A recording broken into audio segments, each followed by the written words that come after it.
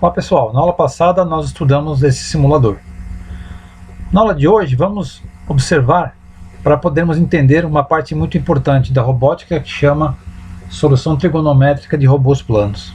Então eu peguei o simulador, coloquei o braço na posição horizontal, tanto esse elo quanto esse elo, e a gente vai imaginar agora um sistema de coordenadas.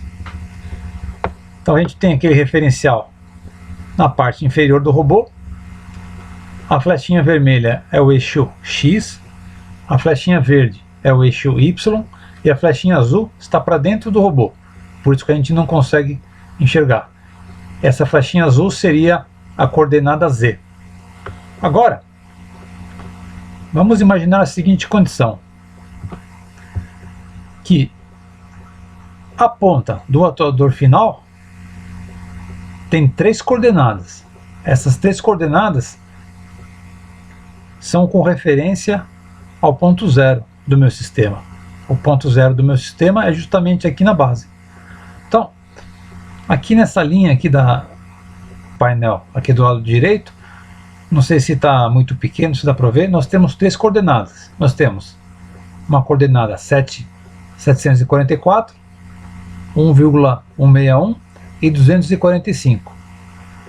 Essas coordenadas são justamente as coordenadas do atuador final em relação ao referencial da base.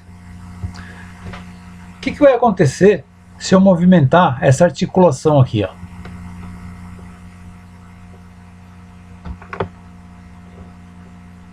Repara que essas coordenadas elas vão mudando conforme eu movimento o meu braço.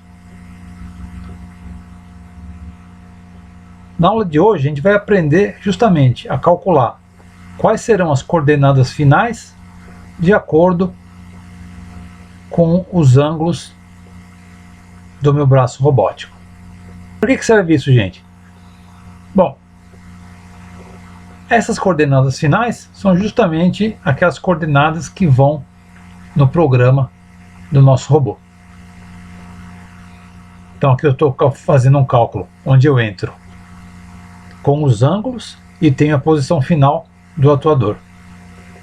Tá? Essa seria então a solução trigonométrica de robôs planos. Vamos aprender como que a gente calcula agora na folha de papel. Bom pessoal, então vamos estudar a seguinte questão aqui, ó. Solução trigonométrica de robôs planos.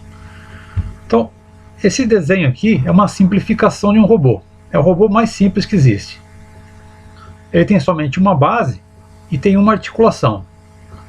O problema que eu quero resolver é esse aqui, ó.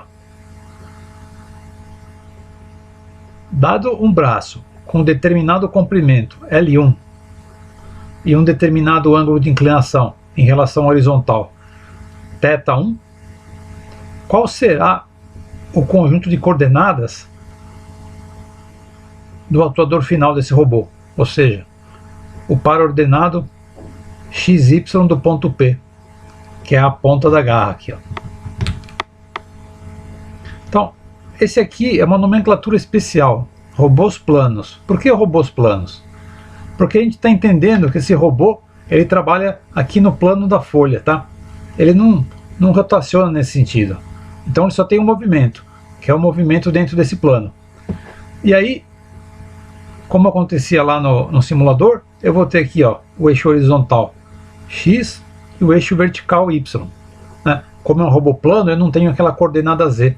Então meu eixo vertical ficou aqui na direção a 90 graus de X, né? E eu vou dar nomenclatura de Y, como a gente sempre faz nos planos cartesianos.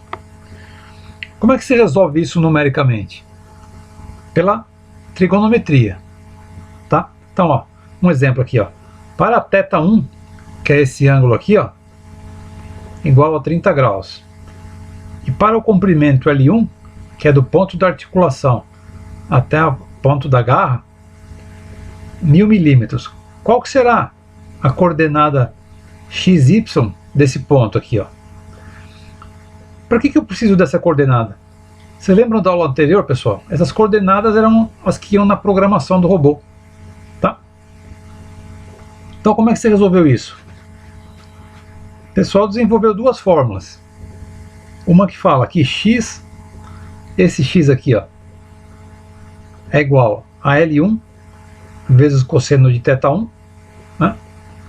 Por quê? Porque esse x é essa projeção aqui. Então, por trigonometria, você vai saber que o eixo horizontal é o cosseno desse ângulo vezes a hipotenusa, tá? Aqui é um triângulo retângulo, né? Claramente, tá? Então, essa coordenada x, que é igual a essa aqui embaixo, vai ser L1 vezes o cosseno de θ1. E de maneira semelhante, a coordenada y desse ponto aqui, ó, ou seja, essa altura daqui até aqui, vai ser L1 vezes o seno de θ1. Se eu substituir os valores aqui, eu vou chegar no resultado. Então, a coordenada x vai ser 1000, que é o valor da hipotenusa, vezes o cosseno de θ1, cosseno de 30, 0,866. Então, a coordenada x vai ser 866. E a coordenada y vai ser a hipotenusa, o 1000, o L1, vezes o seno de 30, que é 0,5. 1000 vezes 0,5 dá 500. Ou seja, o par ordenado aqui, ó, as coordenadas x e y desse ponto P vão ser 866,500. Por causa do tamanho do robô, eu ignorei as casas depois da vírgula, tá? Claro que vai ter uma... Posso melhorar minha precisão aqui. Então é sempre assim que a gente calcula. Só que esse robô aqui, ó, é muito simples demais, tá? O pessoal costuma estudar robôs com duas articulações. Agora, uma extensão desse raciocínio aqui. Se esse θ1 fosse zero, se o robô estivesse totalmente na horizontal, quais seriam as coordenadas do ponto P? Nessa posição aqui, né? Na horizontal. Quais seriam? Bom, se o meu θ1 é zero, o meu x vai ser o maior possível e meu y vai ser o menor possível. O x maior possível vai ser justamente o comprimento L1. E o y menor possível vai ser zero. Então, ó,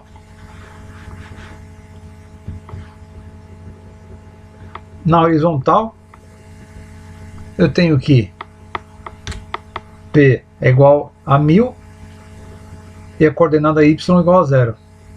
Tá? Então, coordenada x 1000, coordenada y é igual a zero. E na vertical, como é que ficaria? Bom, na vertical, a coordenada y seria a máxima, que seria L1, e a coordenada x seria a mínima, que seria zero. Justamente o inverso da situação anterior. Tá? Então, na vertical, o P, a coordenada x seria zero e a coordenada y seria 1000. Vamos estender isso agora para um robô com duas articulações. Bom, então agora vamos considerar a seguinte situação. Tem um novo robô, ele também é um robô plano, ou seja, as articulações podem ser movimentadas no plano da folha. E agora ele tem um ângulo θ1 entre a origem das coordenadas e a primeira parte do braço, que é o chamado L1, comprimento 1, e tem um θ2, que é o ângulo em relação ao braço anterior para a segunda parte do braço. Tá? Isso tem que ser sempre mantido.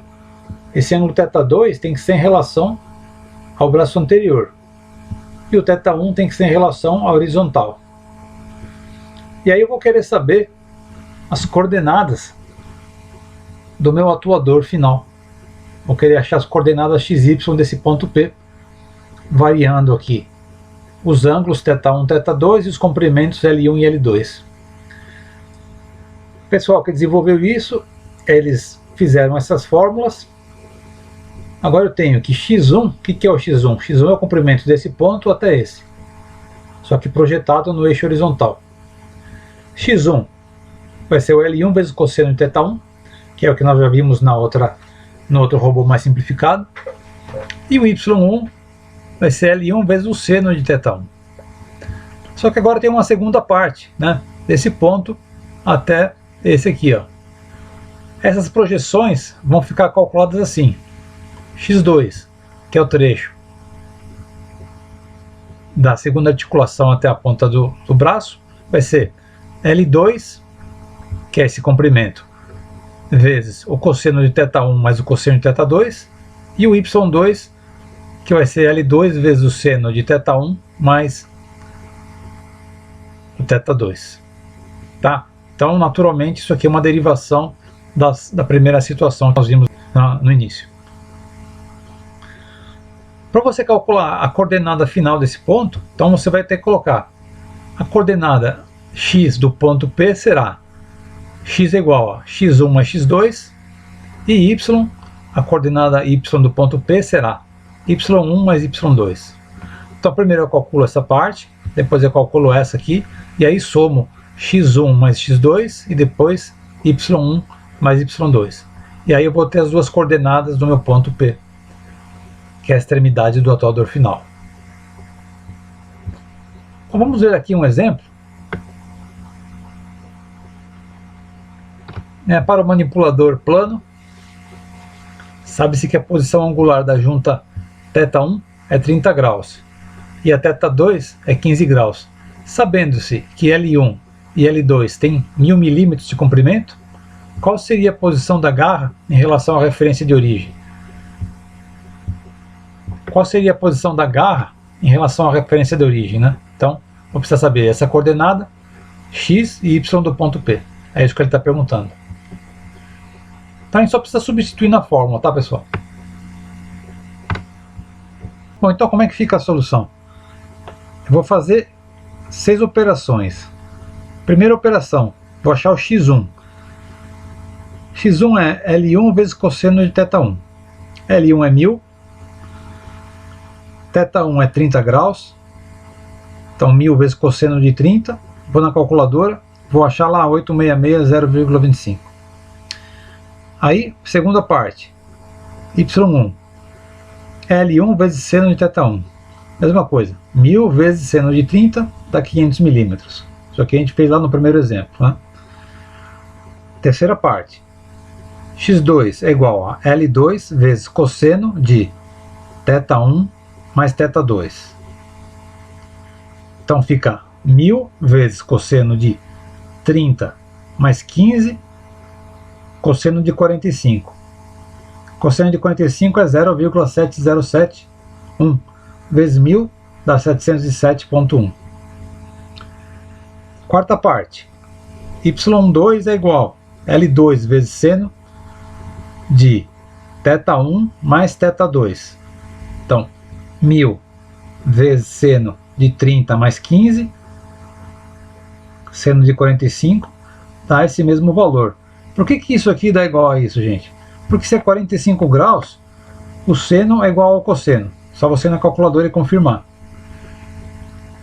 E aí, para finalizar, a quinta parte eu vou somar. Para achar a coordenada x do ponto P, vou somar o x1 mais o x2. Que eu peguei lá em cima, né? Tá? Vou somar o valor de x1 mais o valor de x2. x1 mais x2, 866, 0,25 mais 707,106. Você fazendo essa soma dá 1573,132. Para achar a coordenada y, você vai somar o y1 mais o y2.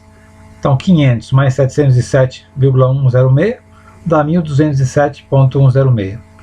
Então as coordenadas do seu P, da garra final, né, da garra do atuador final, vão ser 1573, que vem daqui, e a outra coordenada, a coordenada y, 1207,106. Tá? Isso aqui é o que o pessoal chama de cinemática direta. Tá? Cinemática direta, eu entro com os ângulos e saio com as coordenadas. Tá? Cinemática direta, entra com o ângulo e saio com a coordenada. É claro que eu tenho que colocar também o o comprimento do braço. Um detalhe muito importante que muita gente erra, gente, é isso aqui, ó.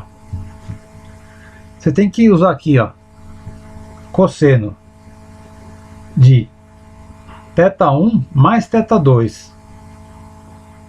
Você não pode pegar assim, ó, cosseno de 30 mais cosseno de 15. Se você fizer essa conta na calculadora, você vai ver que dá diferente de cosseno de 45.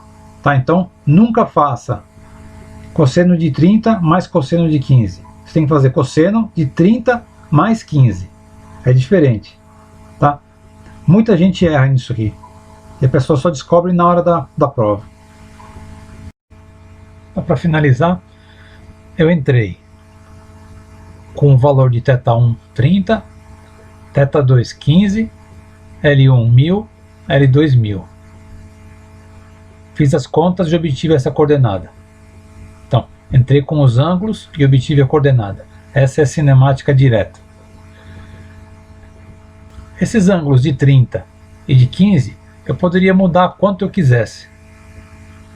Cada posição nova de ângulo ia me dar uma coordenada final diferente. É justamente para isso que esse cálculo existe.